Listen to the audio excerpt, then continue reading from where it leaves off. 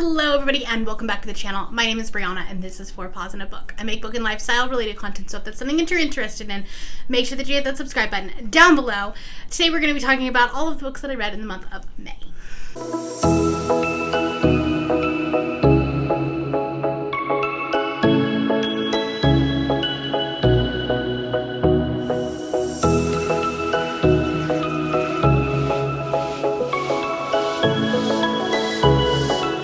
May was a weird month in terms of reading. I definitely did not read nearly as much as I normally do, and what I read was much shorter, so my page count is way down from normal. That being said, what I read was really good. I did not do a mid-month wrap-up for May because at the midway point of the month I had only read like 2 books because my time was pretty much preoccupied by the wedding and having guests in and stuff like that, so I didn't read anything. That's okay. I still managed to read 8 books in the month of May, technically 7 books and 1 short story, but Goodreads counts it, so am I. It's still gonna count.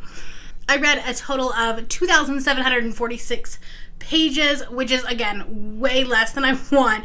I try to stay around the 4,000 page mark or the 4,100 page mark if I wanted to hit 50,000, so June is definitely going to have to be a big month. I think it will be, though.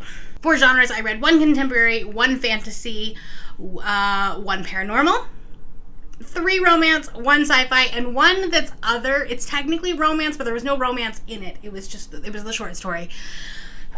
So I didn't really know where to classify it as, so we just put it in the other. I listened to 5 of these books on audio. I had 2 ebooks and only 1 book I read physically. So that was a thing.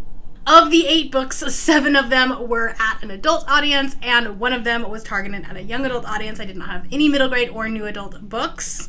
And for my author status, I had 1 debut, 5 from authors that I had read before, and 2 that were new to me authors. The quality of the books that I read in the month of May were actually really good. The average rating was a 4.19, and I didn't have anything below a 3.5. I had 2 3.5 stars, 3 4 stars, 1 4.5 star, and 2 5-star reads. And then I also had 1 book that I DNF'd. I'm kind of soft DNFing it. I'm not DNFing it for good. I just wasn't in the mood for it. It was kind of putting me into even more of a slump than I already was. So I just decided to put it down for now, and we'll talk about it. I have these 3 big goals that I want to work on in 2022, so let's talk about these. I didn't talk about them in April, so these stats might be a little bit off, but we'll figure it out later. The first one is series. I wanted to try to finish or complete or be up to date on 10 series at some point in this year. And this month alone, I got 3. Which was fantastic. I either am up to date with the 2022 release or I finished the trilogy. So that puts us at 8. So we're at 8 of 10 series completed, which I'm very happy about. We're going to have to up this goal here. I did not read any classics, so that's definitely something that I am going to have to focus on going forward. And then I also had 3 arcs, so that puts us at 10 out of 24 arcs. And then a new thing that I want to show you guys is that I am doing the R Fantasy bingo board. This started in April. I didn't talk about it in my April wrap-up, but this is where I am up to date. I finished 5 of the 25 prompts here, with 1 of them being the hard mode. Other ones, they didn't quite meet hard mode, so if I want to go back and read another one that will meet hard mode, that's fine, but I'm not really focusing on the hard mode this year. Maybe next year. But this goes until March 2023, so I definitely have some more time to work on that. If you are new to my monthly wrap-ups, when I do a mid-month wrap-up, I talk about them in chronological order, and I don't really talk about stats. At my end-of-month wrap-up, I will start off by doing the nerdy statistics and things like that. I'm a nerd. I really love statistics, so this part thrills me. But if it doesn't thrill you, you can skip ahead. I'll have timestamps down below where I will talk about all of the books, from the books that I liked the least to my favorite book of the month. Okay, now let's talk about the books. We're going to start out with the book that I DNF'd, and again, it was a soft DNF. I probably will come back to it, but that is Where Dreams Descend by Jenna Angelis. This book, I don't know what it was about it, but it was just I was already in a slump, and this was not helping. I couldn't get into the characters. I didn't really like any of the characters, and I was almost at the halfway point, and I just didn't care nor did I really know who the characters were. So I was bogged down by it, and I didn't want to continue picking it up. So I didn't. I just stopped reading it. I will come back to it when my mind is a little bit clearer, I guess. But yeah, unfortunately for right now, it didn't work.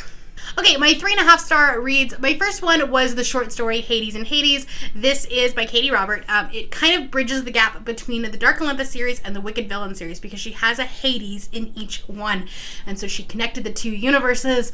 It's technically one universe. It was only like 50 pages. It was super, super short. But I like what she did with it. I think it was kind of interesting. And I will be curious to see what other people think about it as well, especially those that love that series. I'll be very curious.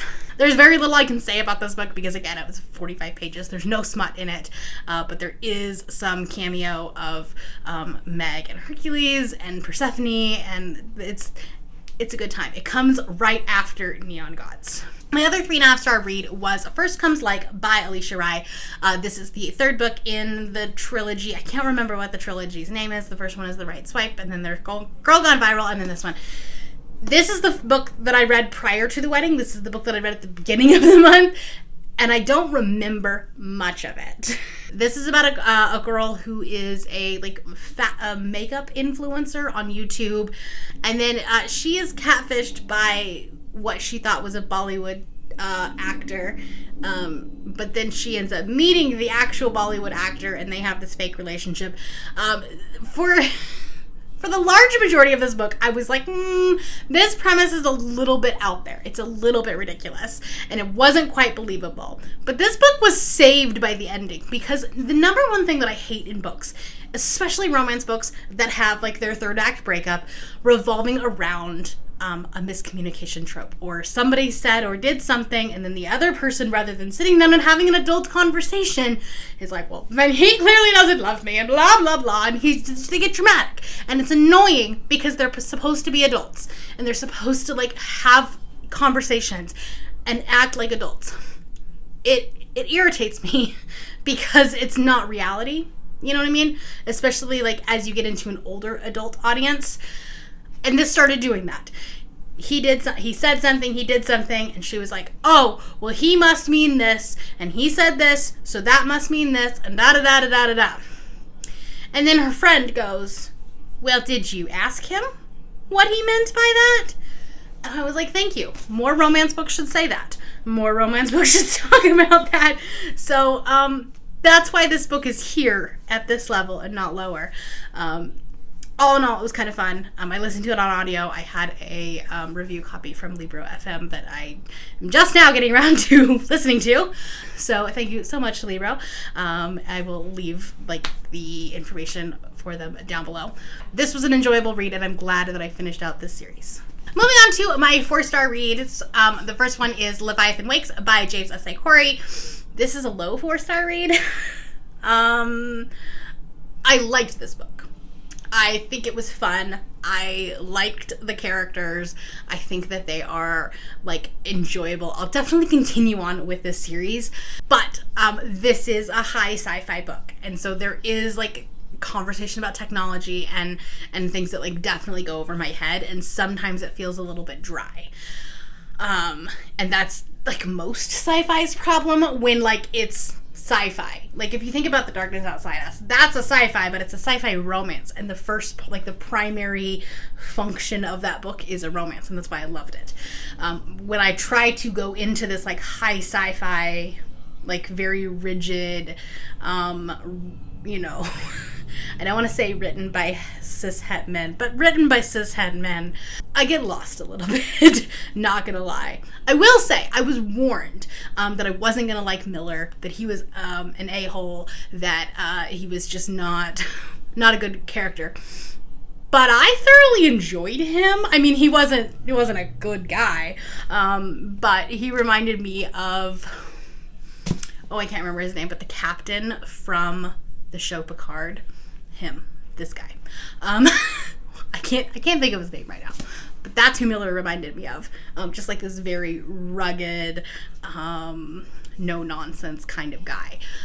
So I mean, I had a good time. I will continue the series, but it's not like going to be a favorite book of mine. My second 4-star read was definitely a surprise, and that was Book of Night by Holly Black. This is a urban fantasy with magicians, and I definitely wanted this book to be longer. I mean, it's a very short book in Holly Black fashion of like almost being this novella length, but I thoroughly enjoyed it. It definitely has like darker shade of magic, shadow hunters vibes to it. This book is 100% vibes. This book has paranormal creatures, kind of like vampire, soulless creatures is what they're called. It's got a very prickly main character that's not very likable, which I'm finding that I really like. And the reason why I say that this book was such a surprise is because the early review copies from people that I trust and people that I have pretty similar taste with really didn't like this book. And I think it's because, I mean, if you go into it thinking it is like The Cruel Prince and the Folk of the Air trilogy, like, you're going to be sorely disappointed. This has a very different feel to it and a very different vibe to it. This is not fae, fantasy, like cottagecore type stuff. No. This is dark and gritty and urban, and I had a good time with it. I really love urban fantasy, though, so I think that might be why I liked it so much. Okay, I had one 4.5-star read, and that was Stay Gold by Toby McSmith. This book was a recommendation of Rye from Rye's Reading Corner, and I will say that I absolutely loved it. I didn't think I was going to at the very beginning, because I was like, oh, this is just like your typical YA contemporary. I mean, it's queer, so it does have that, but it was a lot of drama, and it was a lot of angst, and I've definitely like grown past that. However, this is the book that has come the closest to making me cry this year. The ending of this book absolutely sold it, which obviously, like, I can't tell you how it ends, but I have talked about this book pretty frequently over the past couple of weeks, so I won't spend too much time on it. But this is the story of Pony, who is a trans boy, and at his old school he came out as trans, and so everyone knew he was trans, but then they had to move schools, and he decided to try to pass as a boy, as a teenage boy, and it was doing pretty well at it for a while. But as with most YA contemporaries, there's going to be some drama. This also has a relationship with the cheerleader, which at first I really didn't like her. I think that she was a little bit transphobic, but she definitely goes on this journey of acceptance, and at the end, like, it saves the day.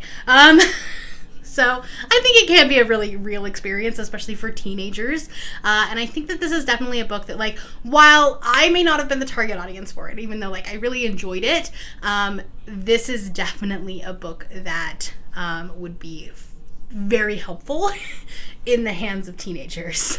I had 2 5-star reads this month, which is pretty cool. I'm very excited about that. The first one came out of nowhere, and that is The Dowry of Blood by S.T. Gibson. This book is, first off, very short. It's like almost novella length, I think. It might even be not novella length.